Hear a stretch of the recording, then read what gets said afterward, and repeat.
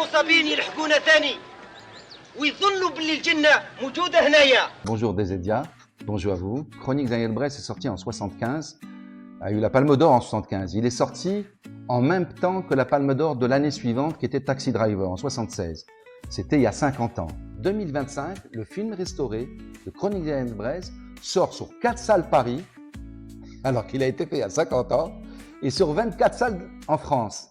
Et vous parcourez l'Algérie pendant 3 heures avec des paysages magnifiques et une histoire magnifique. Vous avez des plans de folie au niveau de la caméra, avec des travelling grues qui sont extraordinaires, et puis au niveau des décors magnifiques, quoi, les jeux d'acteurs.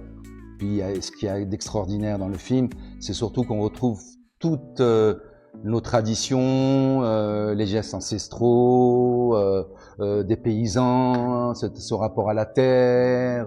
Parce que c'est pas la guerre d'Algérie, c'est pourquoi des gens se révoltent.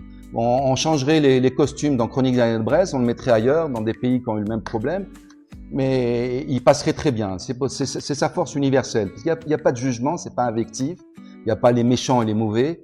Quand on le voit aujourd'hui, il n'a pas vieilli. On a l'impression qu'il a été tourné il y a une semaine. Précis au niveau des pixels. Et au niveau de l'écriture cinématographique, il n'a pas vieilli. Tout est en 4K aujourd'hui, voilà, en numérique. Le film a été restauré grâce à Martin Scorsese, le réalisateur.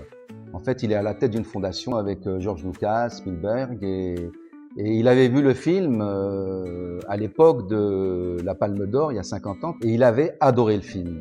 Et j'ai beaucoup de gens qui ont vu le film aujourd'hui, des gens qui l'avaient vu il y a 50 ans, hein, et qui disent qu'ils ont vu un nouveau film. En 4K, il est en Panavision Cinémascope.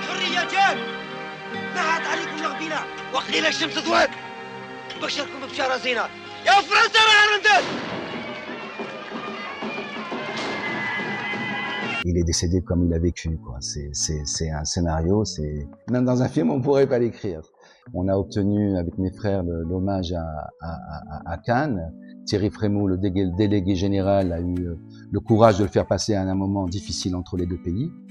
Et le jeudi matin, je devais prendre mon vol à 9h, la projection était vendredi à Cannes Classique.